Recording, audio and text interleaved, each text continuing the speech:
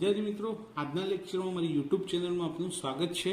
આજનો લેક્ચર છે આપણો ધોરણ 10 બેઝિક મેથ્સ, જેમાં ગાલાના પેપર નંબર 5ના સેક્શન સીની શરૂઆત કરીએ. જેમાં આજે 4 દાખલા આપણે લઈશું: 38, 39, 40 અને 41. તો શરૂઆત કરીએ 38માંથી. સૌથી પહેલાં લોપની રીતે ઉકેલ મેળવવાનો છે. 2 સમીકરણ આપ્યા છે, જેમાં પહેલું સમીકરણ છે 3x - 5y = 4. એને આપણે આપી દઈએ નંબર 1. બીજું સમીકરણ 9x. હવે 2y જમણી બાજુ ના હોવા જોઈએ, ડાબી બાજુ હોવા જોઈએ. તો 2y ને ડાબી બાજુ લઈ લઈશું તો પ્લસના કેવા થઈ જશે? માઇનસ બરાબર 7. એને આપણે આપી દઈએ નંબર 2. હવે સમીકરણ 1 અને 2 શોધાઈ ગયા. હવે આને કઈ રીતે ઉકેલવાના છે? લોપની રીતે. તો સૌથી પહેલાં તો જો x ની કિંમત સરખી કરવી હોય તો અહીંયા 3 છે અને અહીંયા 9. 3 ને 3 વડે ગુણીએ તો 9 આવે. તો સમીકરણ 1 ને 3 વડે ગુણીને 2 સાથે લોપ કરતા સમીકરણ 1 ને 3 વડે ગુણવાના આખાને. 3 તરી 9x, 5 તરી 15y, 4 તરી 12. બીજું એમનું એમ 9x - 2y = 7. હવે બંને 9 પ્લસ છે તો લોપ કરવા માટે નિશાની બદલવી પડશે. તો પ્લસના માઇનસ, માઇનસના પ્લસ, પ્લસના માઇનસ. 9 લોપ થઈ ગયો, ઉડી ગયો. 15માંથી 2 જાય તો 13, પણ કેવા? માઇનસ, કારણ કે મોટી સંખ્યા માઇનસ છે. 12માંથી 7 જાય તો 5 પ્લસ, કારણ કે મોટી સંખ્યા પ્લસ છે. તો y બરાબર -5/13. માઇનસ ગયા એટલે સામે લખી દીધા. તો y ની કિંમત મળી ગઈ. હવે x શોધવા માટે શું કરશું?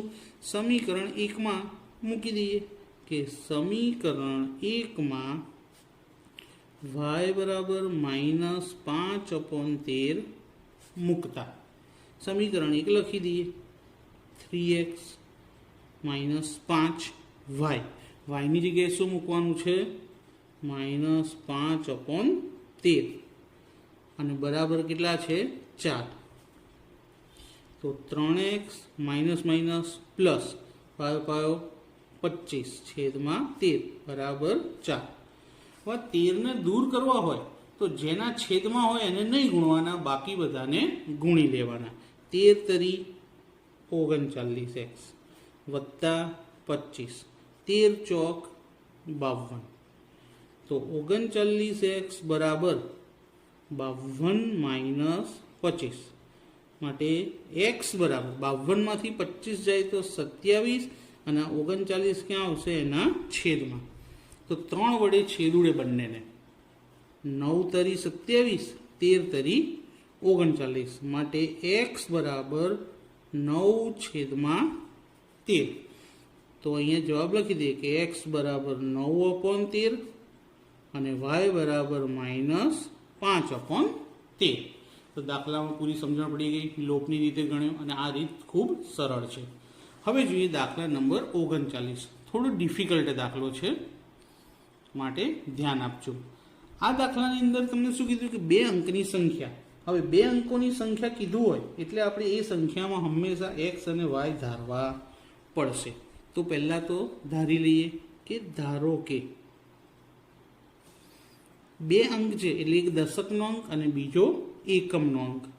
તો દશકનો અંક બરાબર x અને એકમનો અંક બરાબર y. શું કીધું છે? 2 અંકની સંખ્યાના અંકોનો સરવાળો 9 છે.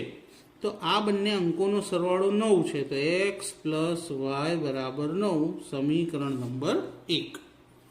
સિમ્પલ. હવે શું કીધું છે? જુઓ, સંખ્યાના 9 ગણા કરતા, એટલે આપણને જે સંખ્યા આપી છે તેના, તો પહેલાં એ સંખ્યા લખવી પડશે, મૂળ સંખ્યા, અને અંકોની અદલા બદલી કરતા મળતી નવી સંખ્યા. તો બંને સંખ્યા શોધી લઈએ. પહેલાં શોધીએ મૂળ સંખ્યા. મૂળ સંખ્યા કોને કહેવાય? કે દશકના અંકને 10 વડે ગુણવો પડે એટલે 10x વત્તા એકમના અંકને 1 વડે એટલે ખાલી y. તો આ મૂળ સંખ્યા કહેવાય. હવે અંકોની અદલા બદલી કરતા મળતી નવી સંખ્યા. તો અદલા બદલી એટલે કા એક્સ ની વાયની જગ્યા બદલી નાખવાની. તો 10 વાય અને વત્તા એક્સ. હવે જો શું કીધું છે કે સંખ્યાના 9 ગણા કરતા, તો મૂળ સંખ્યાના 9 ગણા કરતા મળતી નવી સંખ્યા એ અંકોની અદલા બદલી કરતા મળતી સંખ્યા કરતા કેટલા ગણી? 2 ગણી. તો મૂળ સંખ્યાના 9 ગણા એ નવી સંખ્યાના 2 ગણા જેટલા થાય છે. તો અહીંયા લખીએ કે મૂળ સંખ્યાના 9 ગણા એ નવી સંખ્યાના 2 ગણા થાય છે.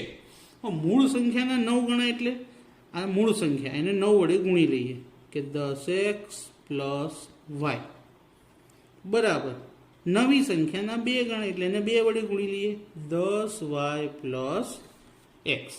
હવે આ 9 અને 2 ને અંદર ગુણીએ તો 9 ને અંદર ગુણીએ તો 90x વત્તા 9y, 90x વત્તા 9y. એ જ રીતે 2 ને અંદર ગુણી લઈએ 2 દાન 20y અને 2x, 20y 2x બધું ડાબી બાજુ લઈ લઈએ 90x plus 9y minus 20y minus 2x બરાબર 0. 90x માંથી 2x જાય તો કેટલા? 88x. 9y અને માઇનસ 20y, 20 માંથી 9 જાય તો 11 પણ કેવા? માઇનસ. હવે 11 વડે ભાગતા આખા સમીકરણને કેટલા વડે ભાગીએ? 11 વડે. તો 11 ઇઠ્ઠા 11 એકા 0 એમના એમ. સમીકરણ નંબર 2. 11 વડે ભાગ્યા તો 8, 11 વડે ભાગ્યા તો 1, 0 ના તો 0. હવે બંનેનો શું કરી દઈએ? લોપ. સમીકરણ 1 અને 2 નો લોપ કરતા સમીકરણ પહેલું આપણું શું છે? x પ્લસ વાય બરાબર 9 અને બીજું સમીકરણ 8x માઇનસ વાય બરાબર 0. જો પહેલું સમીકરણ એ લખ્યું તો આપણે x પ્લસ વાય બરાબર 9 અને બીજું અહીંયા ઉપર લખેલું છે. બંનેની અંદર કોનો લોપ થશે? તો વાયનો, કારણ કે પ્લસ માઇનસ છે. x અને 8x કેટલા થાય? 9x અને સામે 9 અને 0 9. 9 ના છેદમાં 9 જશે માટે x બરાબર 1, કારણ કે 9 9 ઉડી ગયા, x મળી ગયા. સમીકરણ 1 માં x બરાબર 1 મૂકતા તો સમીકરણ 1 x પ્લસ વાય બરાબર 9 જેમાં x ની જગ્યાએ 1 મૂકી દઈએ. પહેલા લખીએ x પ્લસ વાય બરાબર 9, 1 વત્તા વાય 9, વાય બરાબર 1 સામે લીજીએ તો માઇનસ માટે y બરાબર 8. તો x અને y બંને મળી ગયા. હવે સંખ્યા શોધવાની કીધી એટલે મૂળ સંખ્યા શોધવાની હોય માટે મૂળ સંખ્યા આપણે મૂળ સંખ્યા શું ધારેલી હતી? 10x plus Y. જો અહીંયા લખી છે મૂળ સંખ્યા 10x પ્લસ વાય, જેમાં xની ને yની કિંમતો મૂકી દઈશું. 10 કૌંસમાં x કેટલા આવ્યા? 1, y કેટલા આવ્યા? 8. 10 એકા 10 વત્તા 8 18. તો માંગેલી સંખ્યા 18 છે. હવે જોઈએ દાખલા નંબર 40. એ દાખલા નંબર 39 થોડો ટફ હતો. કદાચ બની શકે કે 2 વખત ગણીને અને 2 વખત જોઈને ગણવો પડે અને ત્યારબાદ 2 વખત જાતે પણ ગણવો પડે. પણ ગણશો તો આવડશે, નહીતર નહીં આવડે. સમાંતર શ્રેણી આપી છે. શ્રેણી આપી એટલે પહેલા 2 કિંમત a અને d લખી દઈએ. a એટલે પહેલું પદ 8 અને d 14 માંથી 8 જાય તો 6. હવે શું કીધું છે કે કેટલામું પદ 41માં પદથી 72 વધુ હોય તો nમું પદ લઈએ. તો an બરાબર a 41 વત્તા 72. તો nમું પદ 41માં પદથી 72 વધુ છે. સિમ્પલ સમીકરણ બની ગયું. સૂત્ર લખીએ an નું સૂત્ર a plus n minus 1 into D. 41 નું સૂત્ર a પ્લસ 40 ડી વત્તા 72. બંને બાજુથી a ઉડી ગયા. n માઇનસ 1 અને ડીની કિંમત કેટલી છે 6. અહીંયા પણ 40 કૌંસમાં 6 વત્તા 72. ડીની જગ્યાએ 6 મૂકી દીધા.